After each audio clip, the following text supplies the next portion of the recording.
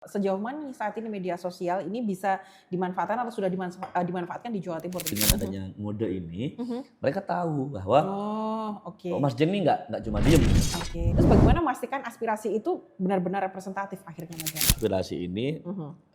siapa sih eksekutornya? Mhm. Pemda kah, Atau Pemprov Pemprov kah? kah, Mhm. atau pusat? Mhm. Mhm. Harus dicek dulu, Oke. ini siapa leading sektornya. Bagaimana mengintegrasikan yang namanya media sosial itu ke sistem pemerintahan berbasis data? Ini yang paling penting, Mas Jan. Gimana? Apapun aspirasi yang muncul dari 15 bisa ditarik, Mhm. dicek, nanti ini Oke. menjadi data, sehingga dari data Mhm. ini kemudian bisa melahirkan kebijakan yang sesuai yang dibutuhkan.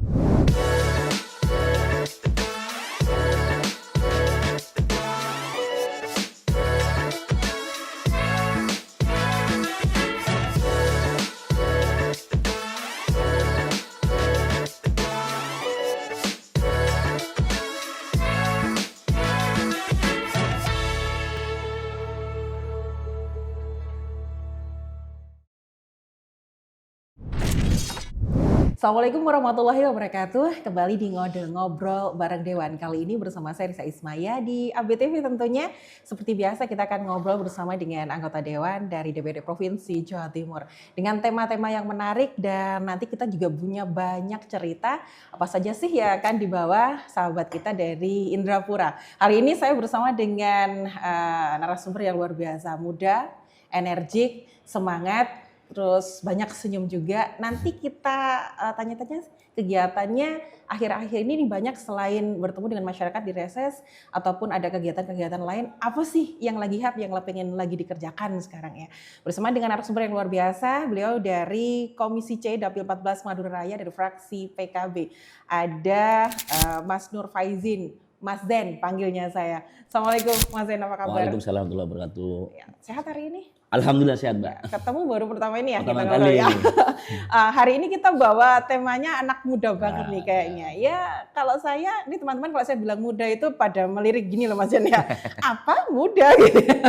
Kan Ya. jiwanya muda. Oh gitu ya.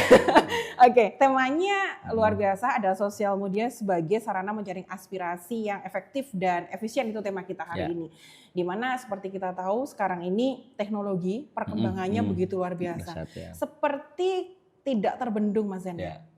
Dan kemudian ada sisi positif dan negatifnya dari media sosial yang sekarang ini ada dalam masyarakat. Betul. Bahkan dari anak muda sampai yang sudah tua atau sepuh bahasanya ya. Itu nggak ada yang nggak punya media sosial, istilahnya seperti itu.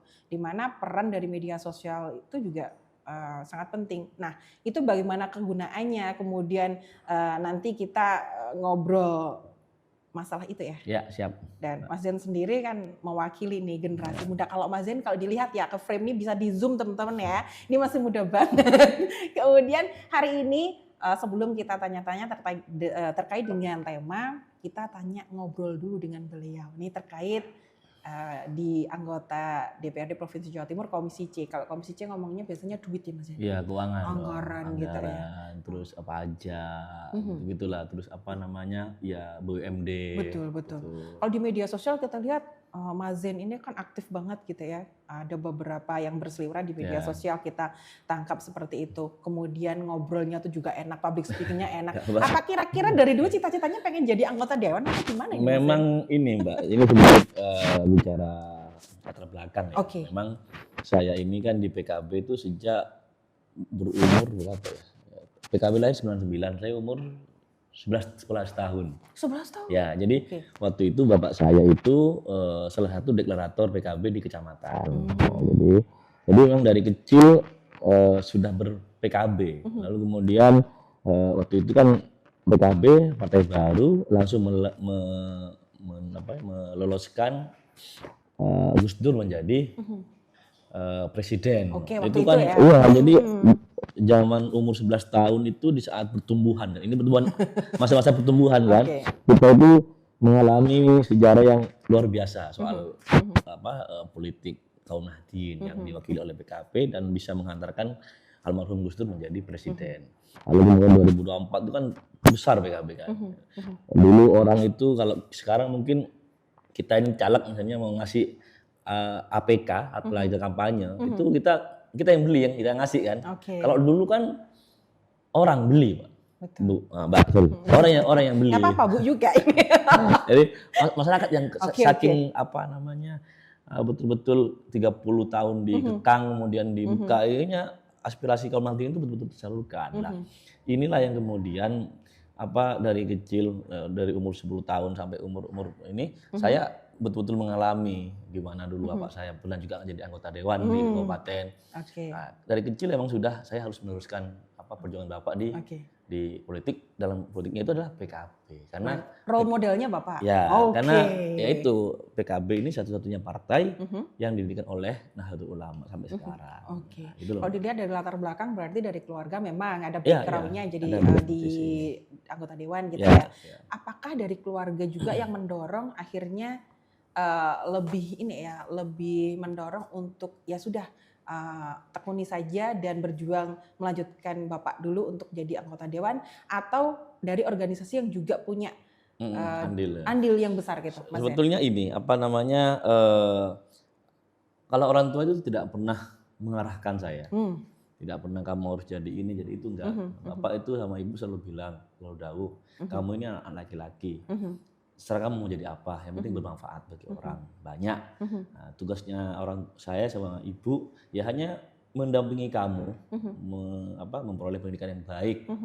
Nah, selebihnya kamu jadi apa terserah, yang penting bermanfaat. Tapi karena saya ini memang mungkin kan dari kecil melihat bagaimana bapak dulu berjuang di partai, mendirikan partai ini di kecamatan. Itu menjadi memori yang kemudian menjadi bekal saya di masa depan. Melekat gitu ya, karena dari kecil udah ngeliat tuh sepak terjangnya bapak seperti apa. Aduh, sambil kayak belajar gitu nggak sih Mas Zen? Betul. Jadi waktu saya saya kan mondok di pesantren Nur Jalid Paiton Probolinggo. Waktu itu juga saya pernah diperintah oleh almarhum Ki Abdullah Zaini waktu itu zaman pemilu 2004 kalau nggak salah. Santri-santri itu diperintah untuk ikut kampanye. Jadi ya, dari kecil di rumah sudah PKB, ke pondok yang kebetulan juga PKB, itu terekam jelas. Terpatri jelas. Jadi gitu kalau dulu dari bapak, dari orang tua ini guru. Saya tambah yakin bahwa ini memang partai yang harus saya besarkan, gitu loh. Dan harus disinilah saya nanti harus berjuang. Lalu kemudian selesai mondok, kuliah di Jogja. Nah, saya di Jogja juga tergabung dengan sejak kuliah saya sudah bergabung di PKB. Saya bantu-bantu di DPW PKB, DIY. Makanya beliau ini jadi sekretaris ya. Ya itu mungkin berkeberkahan itu Mbak. Mungkin karena biasanya kalau seorang sekretaris itu public speaking-nya harus kayak gini nih, kayak Mas Zen kayak gini nih. Kalau ketemu dengan masyarakat gitu ya waktu reses, kemudian waktu kunjungan nggak resmi kan banyak kunjungan nggak resminya, ketemu dengan masyarakat seumuran, kemudian menyerap aspirasi mungkin. Kalau terlalu formal biasanya orang mendekat itu kan gini, susah Mbak, ya Mas apa namanya kami ini di DPRD provinsi ini kan setahun ada 3 kali reses. 3 kali. 1 kali reses itu 6 titik. 1 titik itu kurang lebih 100 orang. Berarti kalau 1 kali itu berarti 600 orang. Ya. 600 kali 5 berapa? Kali 3. Berarti 1.800. 1.800 orang. Setahun. 5 tahun? Banyak. Nah, itu kan cuma paling 10 ribuan kan. Sementara masyarakat dapil saya itu ada sekitar hampir 3 juta mungkin, kurang lebih 3 juta. Nah, ini kan kalau hanya kita normatif pakai reses, sedikit sekali yang kita sapa. Iya, betul. Gitu kan. Memang sih kita ini selain reses juga ada kayak sekarang nih ngobrol dewan. Ini saya kira apresiasi saya kepada Sekwan, kita dikasih anggota dewan dikasih saluran untuk menyampaikan aspirasi melalui nggak cuma reses tapi ada ngode. Terus juga ada sowan ya kan? Itu sosialisasi dewan. Nah, ini ruang-ruang yang kami manfaatkan betul untuk menyapa masyarakat, untuk menggali apa-apa problem yang terjadi di masyarakat kami, utamanya di Dapil 14. Berarti tipikal dari Mas Zen ini sukanya ketemu masyarakat langsung atau di kantor saja sibuk dengan aktivitasnya? Kantor itu ketika ada Mbak, ya kantor hanya kita misalnya ngurusi urusan ini. Tapi saya senang ketemu dengan masyarakat. Cuma kan ini problemnya saya itu di Dapil Madura dan saya itu ada Sumeneb, Pamekasan, Sampang, Bangkalan. Ini lokasinya agak jauh dari Surabaya. Tentu kalau nggak ada ituri di sana, sehingga saya itu kadang-kadang itu banyak memaksimalkan tadi itu tema kita, Oke. sosmed, media Sosmed, sosial. betul. Berarti banyak aspirasi yang datang dari Iya, media sosial iya. ke Mas Zen gitu Iya. ya? Oke. Saya beberapa kali waktu bulan puasa kemarin mulai live TikTok Oke. misalnya. Alhamdulillah sangat antusias warga kami di KP14. Ada banyak aspirasi yang muncul dan itu bisa secara langsung disampaikan tanpa ada ngaling-ngaling. Oke. Jadi kan akhirnya kita ini mengetahui permasalahan secara langsung, gitu loh. Meskipun ya kadang-kadang seperti namanya netizen ya, Iya. kadang ada hal-hal yang bukan tugas kita, Betul. tapi Ya asal ketemu anggota dewan aja gitu ya. tapi disampaikan. Gitu. Yang paling banyak akhir-akhirnya yang banyak ditanyakan atau disampaikan apa nih? Ini yang banyak persoalan sekarang ini soal infrastruktur ya. Itu di mana-mana jadi. Iya, karena banyak problemnya lah. Oke. Soal jalan rusak, terus juga ada banyak faktor. Misalnya kalau dulu itu di depan rumah saya sendiri ini sekarang rusak. Oke. Di kampung saya. Oke. Banyak yang protes. Akhirnya saya langsung foto, saya kirim ke Kadis PU. Ternyata saya karena saking udah gak enak sama warga, saya reaktif. Ternyata itu setelah dicek, itu dulu emang jalur provinsi. Nah sekarang menjadi wilayah kabupaten, sehingga nggak bisa provinsi bantu. Ya memang harus ada porsinya masing-masing Betul, kan ya, kabupaten, kota, ternyata nasional sejak gitu ya. 2025 bulan 5 itu ada peraturan gubernur bahwa jalan tersebut sudah beralih status menjadi jalan kabupaten. Nah ini nggak bisa provinsi. Ya. Sementara kabupatennya kena efisiensi. Iya. Oke. Nah, ini istilahnya wadulnya harusnya ke Pemkab atau di Pemkab setempat gitu ya, bukan tapi ke provinsi. kami sampaikan apa adanya ke sehingga kan kadang masyarakat itu kan kadang ya bukan nggak butuh solusi, butuh solusi juga, tapi mereka itu ada orang yang mau menerima curahan hati mereka aja itu udah senang gitu loh. Kayak ditanggepin Betul, gitu ya. karena biasanya. mereka nyoblos ya nggak percuma kira-kira itu loh Mbak. Tapi kebanyakan kan masyarakat itu kalau di forum formal itu kurang bisa menyampaikan ya Mas. Tapi kalau di media sosial itu kayaknya istilahnya mengadunya itu bisa all out gitu loh ya. Itu makanya aneh kan ada teori psikologi kalau masalah itu. Orang kan kadang berpikir kita kalau di sosmed kita menjadi diri menjadi kayak lebih berpura-pura jadi orang lain malah gitu ya? lebih vulgar kadang. Malah lebih apa ya? Unek-uneknya lebih apa istilahnya kalau di psikologi itu ya? Ultra ego atau apa gitu saya lupa. Itu lebih bisa menyampaikan apa yang pengen disampaikan. Betul, itu semuanya bisa tersalurkan, bisa tersampaikan seperti itu. Cuma ya kadang-kadang ini emang tugas kita bersama Mbak, ngasih pendidikan ke masyarakat ya. Artinya dewan itu bukan dewa. Betul. Ya kan? Tidak semua problem itu bisa diselesaikan oleh dewan. Bim salah bim selesai, enggak gitu. Karena berkali-kali saya sampaikan di tatap muka, baik di sosmed maupun di lagi online atau apapun forum-forum yang itu saya menyapa warga, saya sampaikan dewan ini, DPRD ini bukan eksekutif, kami ini legislatif. Betul. Tugas kami ada 3, legislasi, budgeting sama pengawasan. Oke. Nah, tugas eksekutor itu di eksekutif. Tapi kami akan sampaikan aspirasi panjenengan semua. Cuma eksekusinya bukan di kami. Nah, ini penting biar enggak dikit-dikit yang disalahin anggota dewan. Oke. Gitu. Perlu ada edukasi ke masyarakat lah gitu ya. Jadi merubah mindset masyarakat harus lebih paham nih. Betul. Kalau kewenangan dari wakil rakyat itu seperti ini ya. Fungsi pengawasan yang sekarang masyarakat juga ikut-ikutan ya. Iya, benar. Dan itu bagus. Bagus ya? Itu bagus gitu loh. Banyak yang tanya gitu ya? Benar, Mbak. Jadi TikTok begitu juga. saya live TikTok, wah ini ya kita harus siap. Dievaluasi, siap dimaki-maki. Ya enggak masalah, itu resiko jabatan gitu loh. Bahkan kadang misalnya kayak sekarang nih ada beberapa bupati kayak di Situbondo ya kan, Pak Mas Rio itu PKB juga itu yang ngusung kan, dari PKB itu bagus, dia tiap hari jarang ngantor tapi ngantornya di TikTok. Sehingga kan kalau memantau langsung iya, ya. kalau beliau tuh ngantor, misalnya orang mau lapor ke beliau harus melalui protokoler. Iya. Ya kan, birokrasinya terlalu ribet, lama terlalu gitu lama. ya. Oke. Lah kalau TikTok kan langsung apa adanya. To the point langsung ke yang bersangkutan. Betul. Sehingga kemudian eksekusi ke masalahnya itu langsung bisa lebih cepat. Nah, ini saya kira banyak harus dicontoh oleh para pejabat kita gitu untuk lebih aktif menggali sekian persoalan yang ada di lingkungan kita. Oke. Berarti kalau Mas Zen sendiri menyikapi sejauh mana saat ini media sosial ini bisa dimanfaatkan atau sudah dimanfaatkan di Jawa Timur, Mas Zen? Ya, tadi kan banyak contoh ya dari Bupati Situbondo dan lain sebagainya. Gimana Mas Zen? Ya, saya lihat makanya kalau lain saya kurang begitu paham ya, tapi saya mengapresiasi kayak di Sekwan gitu, misalnya saluran seperti ini, mode ini bagian dari ikhtiar untuk lebih mendekatkan antara masyarakat dengan Eksekutif. yang mewakili. Oh, yang dalam arti mewakili. anggota dewannya. Oke.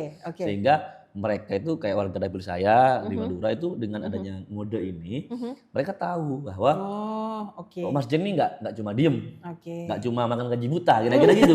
Karena ini penting. Banyak Mbak. yang ngira Iya. gitu kan ya. Iya. Oke. Wah, ini toh yang di, ini toh anggota dewan saya, ini toh yang. Mas Jen ini benar-benar jadi penyambung lidah masyarakat untuk disampaikan ke eksekutif, mungkin gitu ya. Mencoba menjadi seperti itu, Pak. Oke, Karena di partai saya terus terang di PKB ini sangat concern soal ini. Kami itu di PKB itu ada dipantau sehari-hari. Day to day-nya kami itu ngapain, ketemu siapa itu harus laporan secara online. Ada namanya aplikasi simple. Nah, jadi itu dinilai per 3 bulan. Kalau misalnya kayak saya ini jarang ke dapil, saya di SP. Ada konsekuensi. Ada konsekuensinya. Oke. Jadi kami ini dikasih aplikasi melaporkan secara aktif day to day. Nah, terus juga harus ngomong harus ngadvokasi isu apa. Misalnya kayak di dapil saya misalnya ada kayak tadi jalan rusak. Saya harus advokasi. Harus akhirnya tuh lalu kemudian juga kami angkat di media. Bersuara gitu sehingga benar-benar gerak-gerik kami itu terpantau sama DPP langsung. Kalau nggak perform ya siap-siap dievaluasi. Oke. Kalau tadi Mas Zen menyampaikan itu banyak sekali sekarang ini berinteraksi di media sosial karena kita memang eranya digital banget ya sekarang. Isu-isu terbaru lebih mudah dimengerti dan diketahui lebih cepat ketika kita membuka media sosial. Cuman kalau menurut Mas Jen sendiri media konvensional atau cara konvensional untuk berkomunikasi dengan masyarakat itu apakah masih bisa dilakukan ya Mas ya? Soal di tengah-tengah sekarang gempuran digital seperti ini. Mbak. Seperti apa namanya? Kalau di kaum santri kan ada kaidah yang mungkin Mbak juga tahu, al-muhafadzah ala qadin sholih wal ahdu bil jilaslah. Artinya hal-hal yang baik yang sudah berjalan ini dipertahankan. Tapi kita jangan apatis dengan kebaruan-kebaruan yang muncul lebih baik. Nah, saya kira kan kayak tadi reses itu kan sudah pasti ya, itu kewajiban. Harus dilakukan memang. Dan meskipun ada beberapa evaluasi juga soal reses, tapi kan itu saluran kita yang sah untuk untuk menyerap aspirasi. Tapi kan juga tadi saya apresiasi juga adanya mode ini. Tapi itu nggak cukup menurut saya. Nah, makanya kemudian harus adanya sosial media ini menjadi saluran yang bisa menambah efektif. Betul. Apa yang ada apa yang menjadi masalah di dapil itu bisa kita sampaikan ke kami sebagai perwakilan mereka sehingga ini bisa disampaikan kepada pihak eksekutif. Gitu. Seperti saya mau membiasakan diri dari POV saya sebagai masyarakat gitu ya, ketemu dengan anggota dewan. Saya mikir berarti apa sih yang pengen saya sampaikan nih, enaknya lewat mana? Ya memang saya mikirnya enak lewat media sosial, ketemu langsung dengan anggota dewan ya. Mau ngomong apa juga yang pengen saya sampaikan. Berarti kalau menurut Mas Jen sendiri lebih efektif sekali di media sosial tidak daripada konvensional? Saya kira nggak harus gitu dibanding-bandingkan, gitu tapi ya. ini suatu dua hal yang bisa saling melengkapi. Gitu loh. Kadang kan itu tadi ketika di sosmed, misalnya kadang ada hal-hal kita kan nggak punya banyak waktu untuk menyampaikan secara detail. Beda dengan tatap muka. Nah kan itu kekurangannya kan. Kadang misalnya ada kayak kemarin di pulau itu di dapil saya itu Pulau Kangean, mereka mengeluhkan jalannya rusak. Saya udah bilang ini jalannya rusak ini kabupaten bukan provinsi. Tapi kan kadang maksa. Tapi ya is okay lah itu karena mereka menyampaikan untuk menyampaikan merubah mindset mereka, nggak harus semuanya salahnya di sini ya. Kalau misalkan ada edukasi terkait jalan provinsi, kemudian mana jalan kota kabupaten, itu lebih bisa menerima masyarakat. Tapi mungkin Mas Dewan juga lebih paham gitu ya, dinamika dalam masyarakat itu pasti ada gitu ya. Karena nggak semua masyarakat juga paham dengan apa yang kita sampaikan secara langsung. Ya ini kalau punya anggota dewan muda sabar ya kayak gini ya. Pasti sabar ya Mas ya? Harus sabar. Oke. Kemudian kalau tadi Mas Zen menyampaikan aspirasi di media sosial sekarang berkembang begitu pesat begitu ya. Terus bagaimana memastikan aspirasi itu benar-benar representatif akhirnya Mas Zen? Ya itu tadi Mbak, tentu nggak mungkin setiap keluhan harus kemudian langsung dieksekusi. Kita kan harus juga cek dan dicek. Ya, kayak tadi itu. Ini step by step ya. Ya ini aspirasi ini siapa sih eksekutornya? Pemdakah? Atau Pemprov atau pusat. Nah, nggak bisa kemudian misalnya kalau ada masalah ini yang bertanggung jawab kan enggak. Harus dicek dulu. Ini siapa lini sektornya. Yang kedua, masalahnya betul-betul bener apa enggak, atau kadang kita kan nggak tahu, kadang misalnya di TikTok itu tiba-tiba ada cewek tapi fotonya cowok, kadang kan begitu, ya kan? Oke, iya sih. Nah, kita cek juga lagi bener nggak apa namanya permasalahan yang disampaikan yang bersangkutan itu real atau enggak, gitu loh. Nah, terus juga masalahnya kalau emang sudah ketemu, wah ini yang benar, terus ini tugasnya provinsi, pasti kami akan follow up itu. Tapi kalau itu yang bukan wewenang kami, ya pasti kami juga akan cari solusinya, bantu cari solusinya. Oke, pasti itu ya. Pasti. Misalnya, oh ini ternyata kabupaten, ya sudah kami sampaikan ke pihak. Kayak misalnya saya nih, dapil provinsi. Misalnya ada masalah di dapil kabupaten, misalnya contohnya dapil 1 misalnya di Sumeneb. Ya sudah saya sampaikan ke teman-teman fraksi PKB di sana. Oh ini loh bro, ada permasalahan di sini, tolong mau bantu, gitu loh. Artinya kan tidak ada, kalau orang mau bantu, tidak ada alasan untuk tidak bantu. Cuma kan yang perlu dipahami kadang, ini juga penting kami sampaikan kepada masyarakat, bahwa harus dicek ini kewenangannya siapa. Nah, ya tentu saya sebagai anggota dewan, apapun masalah masyarakat Madura, insya Allah akan kami carikan solusinya. Walaupun belum tentu kami yang menjadi solusinya. Betul. Nah, gitu loh. Bisa disampaikan melalui Mazen contohnya untuk ke DPRD kabupaten kota terkait gitu ya. Kalau menurut Mazen sendiri, apakah DPRD memerlukan platform resmi gitu ya, yang nantinya bisa terintegrasi begitu digital? Harus Mbak. Harus itu kan. Ini sudah ada wacana, sudah ada atau bagaimana? Kalau di DPRD provinsi kan sudah ada akun-akun resmi di Instagram yang aktif, TikTok juga, dan itu sudah ada keterangan-keterangan mana akun yang official, mana yang enggak. Nah, itu saya kira juga penting untuk diketahui oleh masyarakat sehingga kalau mau mengadu itu ke akun yang benar. Kredibel lah ya. Kredibel. Karena sekarang juga ada beberapa, kemarin bulan berapa ya, akun Sekwan itu ada yang mengkloning. Nah, ini kan juga isu juga kan. Tentu kan harus disampaikan kayak di sekarang ini di Perkemudek, ya nanti tolong Mbak sampaikan juga. Misalnya akunnya DPRD Jawa Timur yang mana yang ofisial. Yang di Facebook yang mana, Twitter yang mana, X ya sekarang ya. Instagram yang mana, TikTok yang mana. Gitu loh. Sehingga kalau misalnya ada keluhan atau apapun monggo disampaikan. Langsung gitu ya. Biasanya karena ya kalau media sosial menjamur atau digitalisasi tinggi, berarti kita harus siap dengan berita hoax juga. Iya. Kan berita hoax sekarang luar biasa. Luar biasa Mbak. Apalagi masyarakat yang awam sekali atau jarang lah main media sosial itu pasti mudah untuk termakan provokasi-provokasi. Mas Zen menyikapi itu seperti apa? Lagi-lagi itu pentingnya edukasi. Kadang penipuan tuh nggak pandang pendidikan. Betul. Ada yang sudah doktor, kadang juga masih ketipu. Banyak itu. Banyak kan? Banyak kan masih juga menemui kan. Iya, saya juga teman-teman juga banyak yang gitu ya. Cloningan WA. Betul. Bahkan sekarang penipuan semakin canggih, Pak. Nah, tentu ini harus digalakkan terus edukasi ya, tugas kita bersama lah untuk bagaimana melindungi masyarakat dari scamming dan lain semacamnya. Terus kalau terkait dengan media sosial kan sekarang ini kalau ada orang yang misalkan ada satu isu begitu ya, kemudian viral. Nah, bagaimana akhirnya menghindari kebijakan yang dipengaruhi oleh opini yang viral itu Mas Zen? Kan sekarang serba salah juga. Karena kalau kita bilang tuh ya mohon maaf nih, ini sebutan yang sering kali saya dengar netizen mah benar soalnya. Gimana Mas Zen itu? Iya, saya pernah jadi korban. Oh gitu, pernah ya? Pernah. Ya kasihan. Tapi terselesaikan dengan baik kan? Iya, dan itu ya sekali lagi seperti tadi saya bilang, itu konsekuensi logis dari jabatan yang kita emban. Harus diterima. Kadang misalnya kayak saya dimintain pendapat soal A misalnya, soal isu A, saya ngomong, tapi kadang dipotong.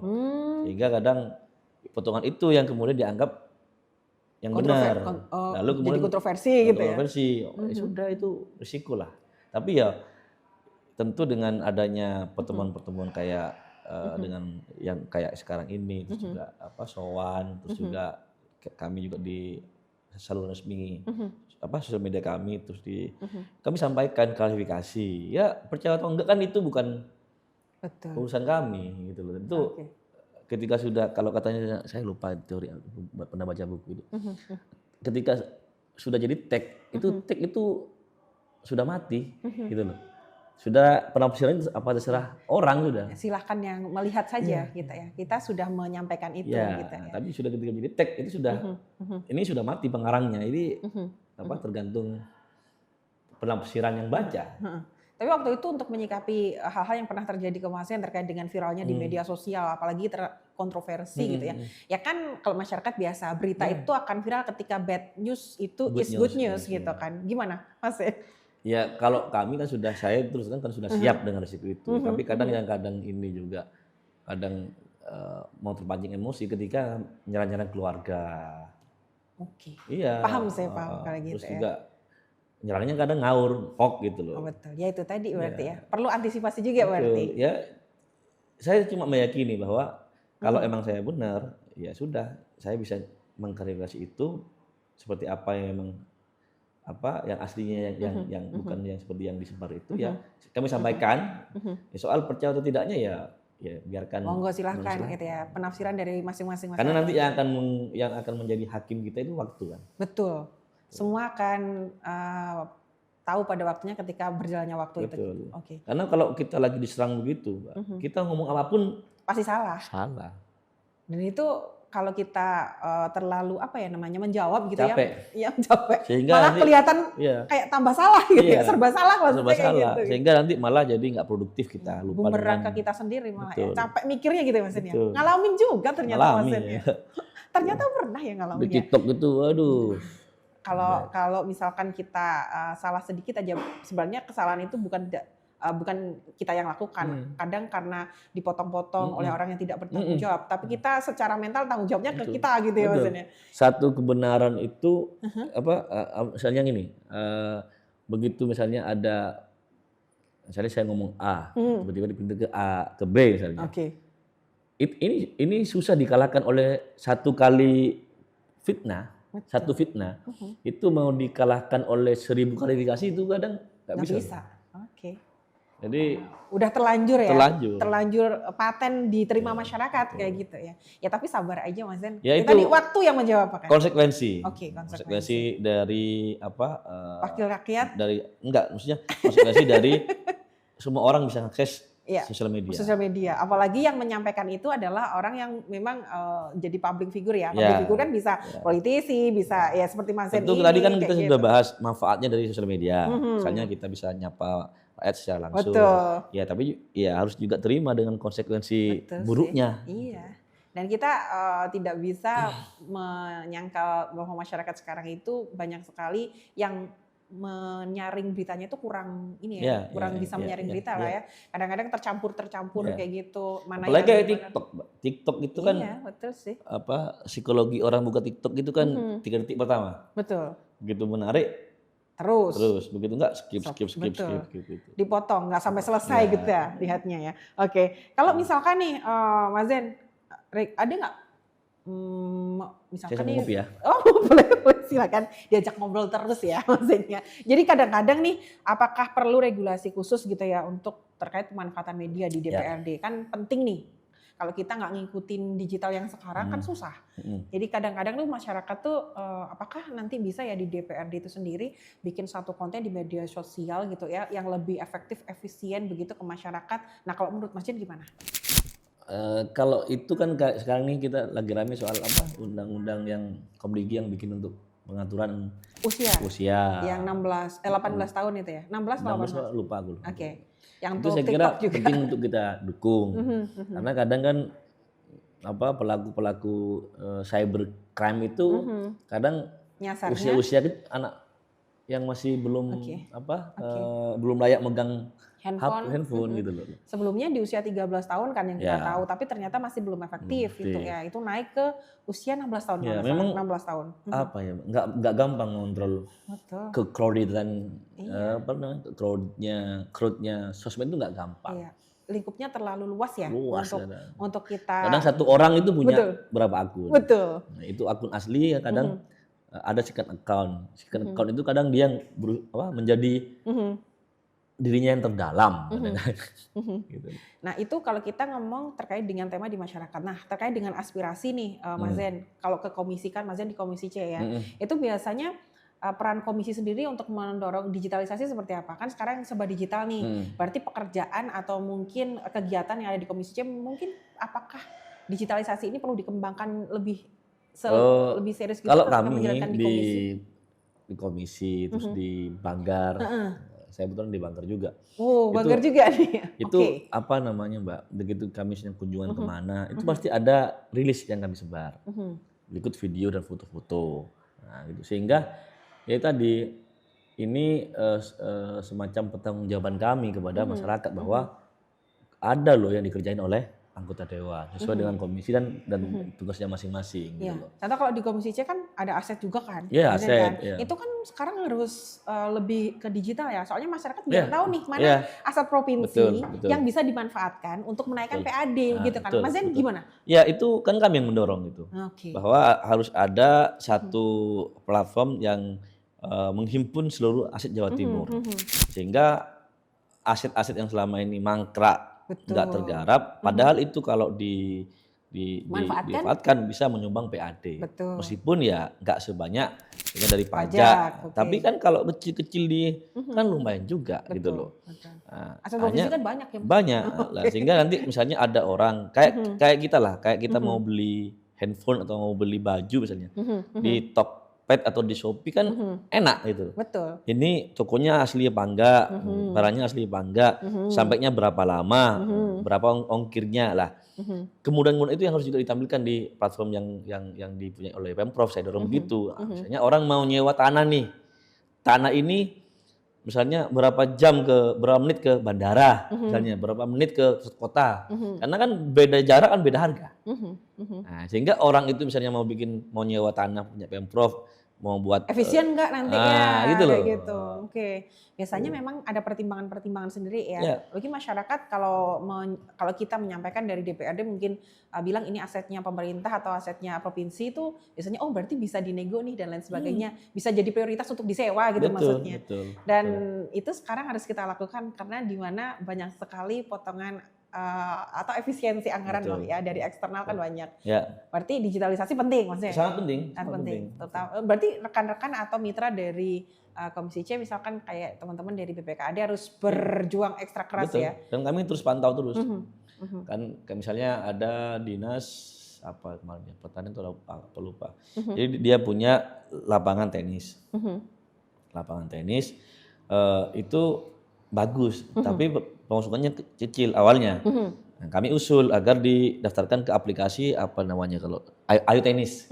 Begitu didaftarkan ke Ayu Tenis, ini antriannya panjang. Misalnya orang ini mau nyewa seminggu gitu ya. Seminggu sebelumnya itu udah nggak bisa. Karena udah full. Karena itu tadi, karena hanya dimasukkan ke aplikasi. Gitu loh. Karena sekarang kan hype-nya lagi bagus nih. Iya. Anak muda Gen Z ini kan lebih seneng olahraga ketimbang party. Nah, ini penting. Tren gitu bagus, harus harus ditangkap oleh Pemprov gitu loh. Makanya kemarin kami dorong, ayo siapa instansi apa aja yang punya lapangan tenis, yang punya futsal misalnya, masukin aja ke aplikasi. Sehingga orang-orang itu yang mau nyewa bisa lebih aksesibel. Tuh enaknya ngomong sama sekretaris fraksi tuh gini ya, ngomongnya tuh lugas cepet gitu ya, terus saya tuh jadi semangat, tahu-tahu waktunya udah 30 menit aja gitu ya. Nyampe lah Mbak. Tapi terakhir nih Mas sebelum kita tutup ya, kalau kita menyampaikan terkait dengan media sosial, nah bagaimana mengintegrasikan yang namanya media sosial itu ke sistem pemerintahan berbasis data, ini yang paling penting Mas Zain. Gimana Mas Zain? Ya tadi kan dari misalnya urutannya nih. Kan sekarang sudah ada AI kan. Aspirasi kayak misalnya di dapil saya 14. Nah, kayak Sekwan nih. Harusnya kan nanti apapun aspirasi yang muncul dari 14 bisa ditarik lalu kemudian diolah. Nah, sekarang kan lebih gampang ada ChatGPT. Dipermudah kan. Betul. Tapi jangan hanya pasrah kepada aplikasi jangan hanya kepada ChatGPT, harus ada kontrol juga. Kadang ngawur juga itu kan. Namanya robot kan. Prompt-nya nggak bener ngawur hasilnya gitu. Dicek. Nanti ini menjadi data, sehingga dari data ini kemudian bisa melahirkan kebijakan yang sesuai yang dibutuhkan. Betul. Karena data ini sangat penting. Banyak sekali kebijakan yang bagus, tapi karena tidak bersumber dari data yang valid, kemudian menjadi kebijakan yang tidak efektif. Oke, tidak tepat sasaran gitu ya. Oke, Mas Zen, terima kasih Masih, ngobrolnya hari Mbak. ini. Ya. Terakhir aja yang pengen disampaikan, adanya media sosial seperti tema kita hari ini ya. Yang kita tahu ada sisi negatif dan positifnya. Apa yang pengen disampaikan ke masyarakat? Khususnya nih, karena banyak yang pekerja aktif itu sekarang Gen Z. Boleh dong disampaikan Mas Zen? Ya, bagi masyarakat Jawa Timur, khususnya masyarakat Madura, ayo manfaatkan sebaik-baiknya media sosial yang kita punya untuk untuk menyalurkan aspirasi apapun itu yang menjadi masalah panjenengan semua. Tapi sekali lagi harus kita sama-sama saling cek dan dicek mana yang memang layak untuk dikonsumsi, mana yang layak untuk disampaikan, sehingga ini akan menjadi ekosistem yang sehat. Oke, betul luar biasa. Harapannya ke depan setiap aspirasi bisa lebih cepat disampaikan dan bisa lebih cepat diselesaikan setiap persoalan yang ada di masyarakat. Oke, saya singkat saja yang disampaikan maksudnya. Jadi bermedia sosial ya dengan bijak. Ya. Karena yang seperti kita tahu, kalau dulu mulutmu adalah harimaumu, sekarang jarimu jempolmu, adalah harimau. Itu Mas Zen obrolan kita hari ini. Masih, Mbak, Semoga temanya luar biasa ini bisa tersampaikan ke masyarakat, bisa jadi inspirasi juga kepada masyarakat yang akhirnya ternyata Mas Zen main TikTok nih untuk mendapatkan kita bisa menyampaikan aspirasi gitu ya. Kita bisa gabung gitu ya. Nanti kami sampaikan ya, saya sampaikan ya boleh. akun Facebook, akun IG sama akun TikTok saya. Oke, luar biasa. Boleh disampaikan nanti untuk teman-teman ya. Kalau pengen tahu nih waktunya live beliau itu kapan gitu ya. Nanti kalau ketemu lagi saya pengen nanya nih tadi suratnya hobinya apa, kemudian kegiatan sehari-hari apa, olahraga fisik apa. Tapi ternyata temanya cukup padat hari ini ya. Jadi insya Allah nanti kalau ketemu lain kali Mas Zen kita bisa ngobrol lagi terkait dengan aktivitas nih. Selain di organisasi kan pasti banyak aktivitas lain yang dilakukan oleh Mas Zen gitu ya. Temanya luar biasa, sosial media sebagai sarana menjaring aspirasi yang efektif dan efisien sekali yang disampaikan tadi. Semoga bisa dimengerti dan juga nantinya teman-teman bisa menyampaikan informasi yang disampaikan Mas Zen kepada yang lainnya. Istilahnya itu gedok tular gitu ya, disampaikan. Oke, Mas Nur Faizin, Mas Zen, anggota Komisi C, Dapil 14 Madura Raya dari fraksi PKB. Terima kasih sudah ngobrol bareng bersama dengan saya di ABTV. Terima kasih untuk ngode. Saya akhiri. Saya Risa Ismail pamit. Assalamualaikum warahmatullahi wabarakatuh. Waalaikumsalam warahmatullahi wabarakatuh.